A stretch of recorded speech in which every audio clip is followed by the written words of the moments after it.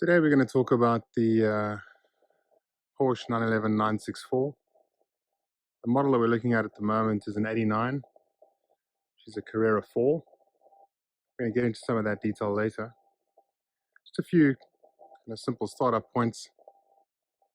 Production pretty much kicked off in 89 from a design that in fact was starting to be penned in the mid-80s.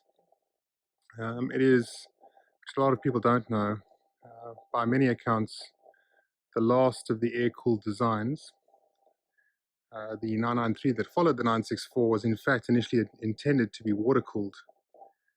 Porsche, for a number of reasons, some of which were financial, opted to keep the air-cooled motor in the 993, but ultimately the 993 was in fact designed to be a water-cooled car. So the 964 still retains 100% of the dimensions of the early cars that were in fact designed in the early 60s. So the glasswork, ultimately the monocoque chassis, as it were, is dimensionally exactly the same. And it's the last, in my view, of the classic 911s. Everyone is familiar with the fact that we have the integrated bumpers. It's a look that is, in my opinion, kind of very 90s, which is what we associated with, and something which somewhat sadly hasn't been fully appreciated, I don't believe, but I do believe it's having its day. So the key changes to the car, given the fact that it was still fundamentally the same proportion as the earlier cars, really comes down to bumpers. The rear fenders, kind of left and right, are only marginally wider than a G series, as are in fact the front fenders. But what makes this car, in my opinion, very special is the fact that it is still diminutive. It is still a small, live 911, except of course that it carries all of the benefits of being kind of the last in the series. So it carries all of the improvements, and it's incredible how much these designers managed to cram into this car, given its small size, which we're going to cover to some extent. The car that you're looking at, color is always difficult to represent. This is in fact a British racing green, or as Porsche like to call it, a Porsche racing green. We stripped the car down, kind of nut and bolt, and redid the entire vehicle in this color. It was originally what is called Guards Red, in my view, retail red. A lot of 911s came out in red. We stripped the car down, changed its color, and undertook one or two key upgrades. So we at Dutchmann try to kind of minimize the amount of changes we make, and we always think very, very carefully about the kinds of changes which we do undertake. So on the 964, there are really, aesthetics aside, which we'll get to, really only two main kind of upgrades which we do.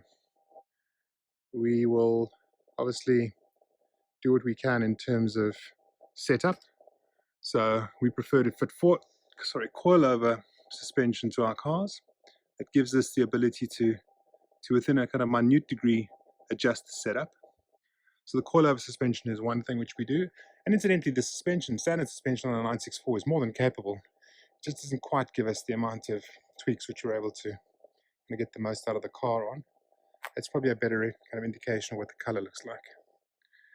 And that's the first thing. The second thing is we tend to fit lightweight flywheels and clutches. So the RS flywheel, or the 964 RS flywheel, made out of aluminium, a lot lighter, allows the motor to gain kind of revs very quickly. So we fit lightweight RS flywheels and clutches to the cars that we build. And other than that, we're not going to give away all our secrets, but that's fundamentally the key performance tricks which we tend to put in. Better suspension, better breathing, to get a bit more air through the motor. And obviously there's a lot that one can do to the motor, but another thing that a lot of people don't realize is that these cars are incredibly well built in the first place. So as soon as you start pushing them too far, you start to lose on one end whilst you gain on the other. So we don't tend to try and push too much. They're very, very capable motors. Let's talk about the most important thing when it comes to these cars, which is the debate around the C4 versus the C2. So, should it have all-wheel drive, or should it in fact have the classic traditional two-wheel drive at the back? And what I find, frankly, quite entertaining is the ongoing debates regarding kind of Porsches that are two-wheel drive, especially the classic ones. I'm going to reserve this debate, or rather kind of specifically focus it around the air-cooled cars. I believe the water-cooled cars is a different debate, but in my view, anybody that tells you that a two-wheel drive 964 is better than a C4 because it gets the tail out, as everyone likes to say, is frankly total bollocks. I'm in the fortunate position to be able to race these cars, and I race other cars as well. And the last thing one needs when you're actually trying to get around a track fast, or anywhere for that matter, is to get the tail out. As soon as you start losing traction in any way, you basically are losing time. So losing traction is just of no, frankly, benefit whatsoever, other than, I don't know, some guys who like to watch Top Gear and see people sliding around tracks. So what a C4 does is it provides a really, really solid drive in terms of its ability to dive into a corner and come out of a corner because of its all-wheel traction. And the way in which that power is delivered very mechanically gives you the benefits of an all-wheel drive vehicle at the same time as having this kind of benefit of a Porsche, which a lot of people have grown to love. So in my view, as long as you put in coilover suspension and know how to adjust and set up a car, in my view, the C4 is as good, if not in certain instances, a better car than the C2. And anybody that tells you different is welcome to do so. And maybe they know a lot more than I do, but my preference, in fact, is pretty much split between the two. And in fact, I do, if pushed, prefer a C4 well set up, especially with a lightweight flywheel. So with that set aside, let's talk about one or two other small things about the car. The 964 is, in my opinion, the last of the usable, truly daily driver vehicles from the early 911s. This is a vehicle that's got, well, this one happens to have fully adjustable electric seats. It's incredibly comfortable. We're talking about airbags. The car's got aircon, not particularly efficient in today's terms, but it certainly has aircon.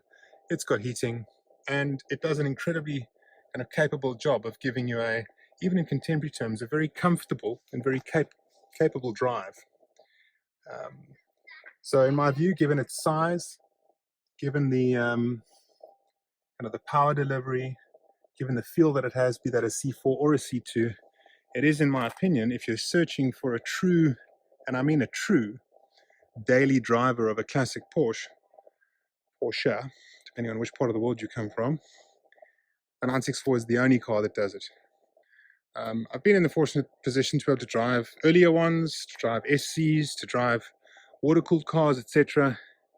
But in my view, on a true daily driver basis, be it in a hot climate or a cold climate, be it snow or sand, getting stuck in traffic, whatever the case may be, nothing beats a 964 in terms of its ability to deliver that wonderful blend of a classic, diminutive, understated 911, but at the same time, they kind of give you that blend of performance and comfort. Driving a 911T every day is a dream that everybody loves to live, but it isn't realistic unless you're on a permanent holiday, which not many of us are. This car is a true daily driver.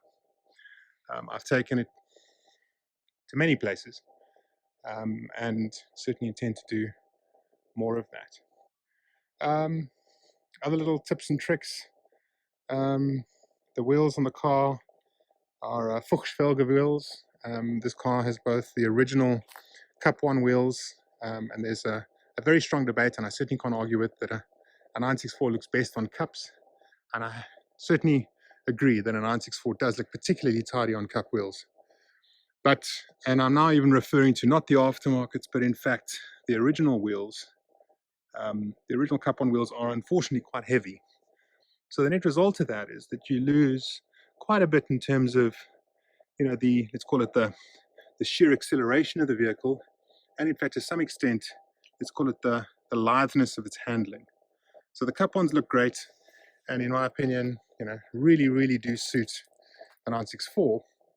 But Fuchs, specifically the Fuchsfelge wheel, shaves a number of kilos off your unsprung weight, and that gives you a number of benefits in terms of the trackability of the car.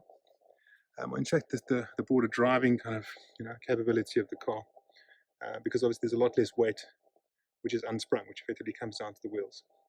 So I kind of swap between the two sets of wheels that we've got, and it's wonderful to feel the Cup 1s, especially at speed. They kind of plant the car in a wonderful way, and aesthetically very little beats them. But there is something about the kind of enduring appeal of a Fuchs wheel which no one can really ignore. Other things, we decided, or I decided, that that's kind of when we started to rebuild this car, that we would keep the original black interior, which we did, obviously with a few kind of aesthetic updates. We didn't go particularly crazy in terms of kind of giving it a kind of a super classic feel. One thing that I'm very, very kind of firm about is we need to start celebrating these cars for the respective decades in which they were made. Taking a car and backdating it is I guess to some extent understandable, because there's such an enduring appeal for the early cars, and trying to get a later car to look like an early car and give you all the benefits of a later car makes certainly sense. But taking a fully, let's call it, beautiful car in its own right, and then out of principle, I don't think it should be cut up into pieces and made to look like an earlier car. I think we can celebrate the fact that this design in its own right is very specific to a time period. It is wonderful and it is beautiful. And it doesn't, in my opinion, it's no better nor worse than an earlier, or for that matter, a later car. So trying to dress up mutton as lamb, or ironically lamb as mutton, isn't something which I'm much a kind of a fan of. We've done it in the past. It's not a bad thing, and I certainly don't claim to kind of say that it's right or wrong. It's just one of personal taste. So in my view, the 964, as it is right there in front of you, is a wonderfully clean, simple, and pure vehicle. It's an absolute daily driver, more so than any other of the water-cooled cars, in my view. The 993, again, I'm going to claim is much an air-cooled car with a water-cooled motor, and can't comment any further than that. It is a gem of a vehicle. Please stop buying them and cutting them up, turning them into something that they're not. But if you do it, please at least do it with a highly reputable company, and we know who they are. They do fantastic work. So if you do that, do it properly.